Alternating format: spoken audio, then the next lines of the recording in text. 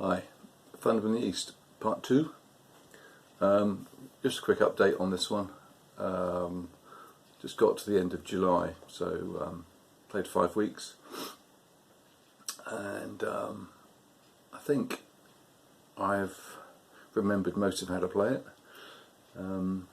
Maybe the German play's been not quite as sharp as it was when I last did it, but they're making progress.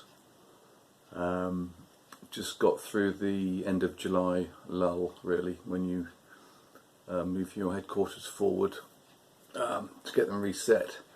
So the Russians have got a scorched earth sort of policy card when they can deny the opportunity for the Germans to count down their markers for their captured cities and their HQs. So that pushes everything back a week. But yeah, it's really good. I'm enjoying it. One subtlety I noticed, which I hadn't seen at first, was on the new CRT, which I said I was going to use. They've actually changed the procedure for the attacker press marker. So now, as before, the attacker can either just choose a no effect, or they can say, I'm going to press the attack, I'll take a step loss of my choice, and yes, it's his choice, and then that actually converts into a defender press result, which didn't used to be the case. So my quibble on the old CRT, where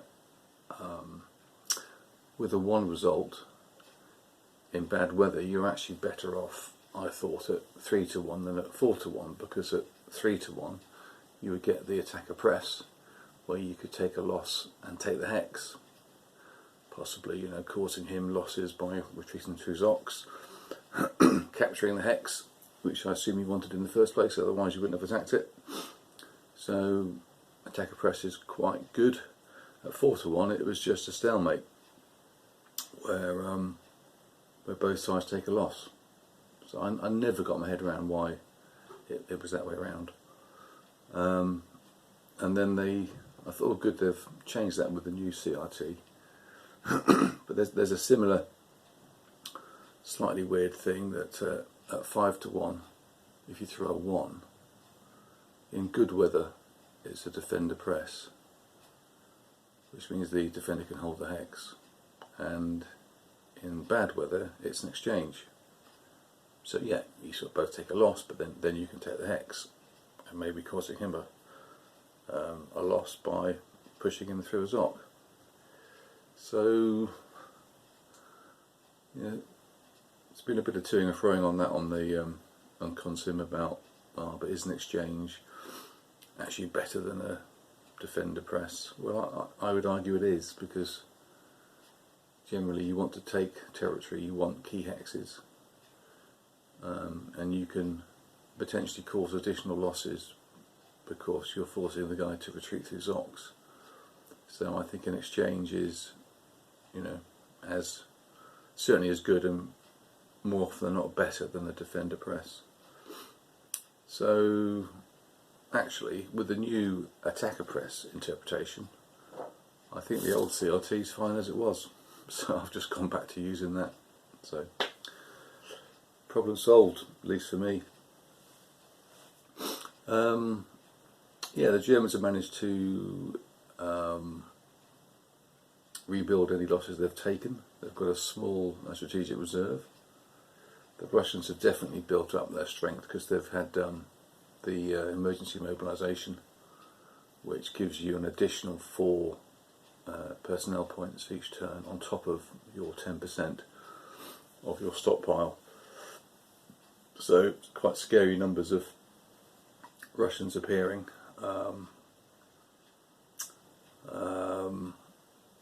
The Air Force, they've come back a little bit. There's a few Russians now which are sort of dispersed, or they're in reserve, so they can't be bombed by the Germans. So they're trying to build up a bit of a fighter force, so the Germans don't get things all their own way. We've had 1 turn of bad weather in the first 6, so I think the last term was overcast. So we know using the rules I'm using for the weather, you're going to get a good weather now until the first 6 turns are done. Then you'll get one more turn of bad weather at some point in the next 6, which just balances out the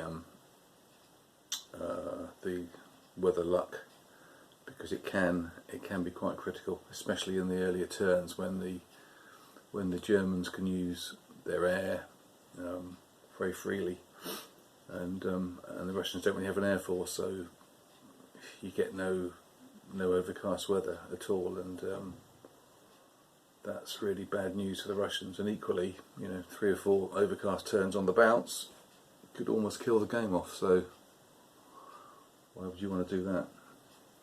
Shall I show you the map? Quite interesting. I don't think there's been any other issues I've had with the rules. I think it's all gone quite smoothly. Yeah, enjoying it. Just trying to keep it simple. Just trying to change as little as possible from what's in the box. In the north, you could actually get Riga on the first turn with the historical setup. So it does take a while to come online, and just about to go into the German turn, so that one countdown marker will disappear. So on the following turn, that'll be able to project its 6x radius when the Russians check the German supply situation. They have a balanced HQ. That was Army Group North. That's been keeping some of the northern sector in supply. Army Group Centre's HQ moved up to Minsk, which didn't fall on the first turn, so that's a turn behind. So that'll be going down to 1 this turn, and they have managed to crack this line here behind there's lots of marsh terrain behind this river, which is quite tough to take, especially when you don't really have a lot of your forces in supply. The one down here, when that's in combat mode, that's got a 12x radius, so it can keep the motorised elements sort of in supply around about here. And you'll notice as well there was a motorised infantry corps. There's quite a nice card you can choose, which essentially means every season you can convert one of your 6-4 infantry corps into a 7-4 motorised infantry corps. I think that's probably worth doing, because I think by the time you get to 42 you're going to make your mobile forces a bit more potent. So Orsha Bridgehead area looking pretty solid. They're going to have to wait really until this HQ can flip, go into combat mode, start giving shifts for the combat, and get all these guys back in supply. There's quite a few.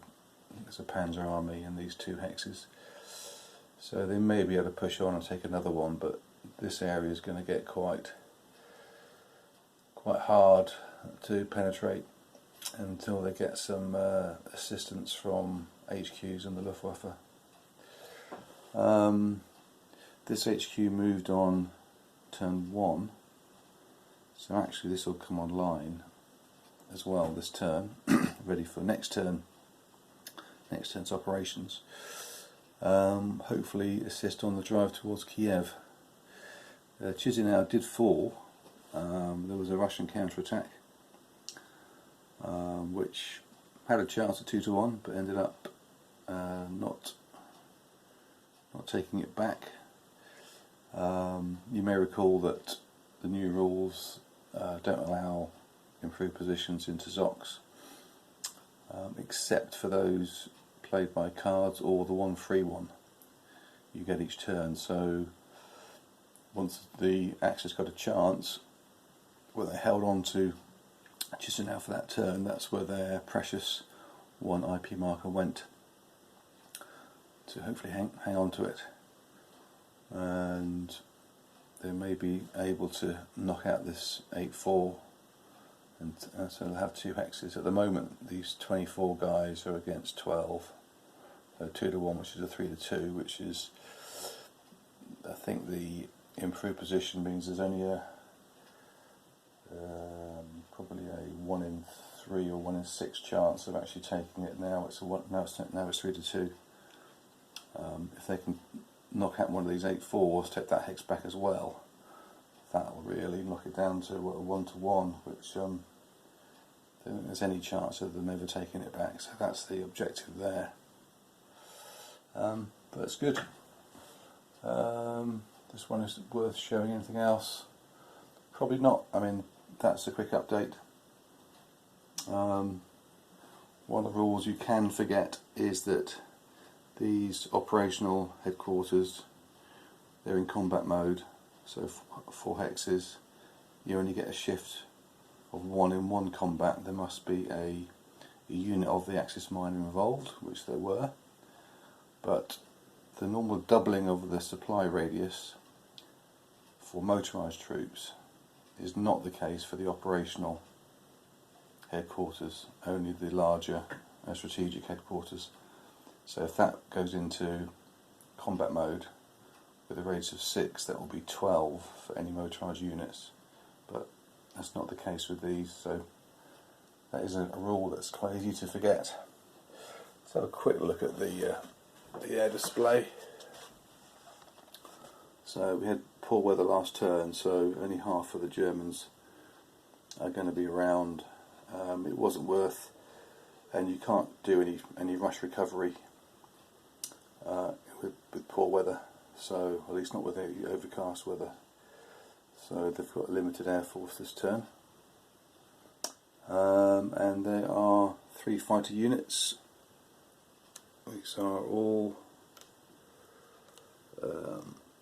mixture of IL-2s and LAG-3s. They're in the air reserve.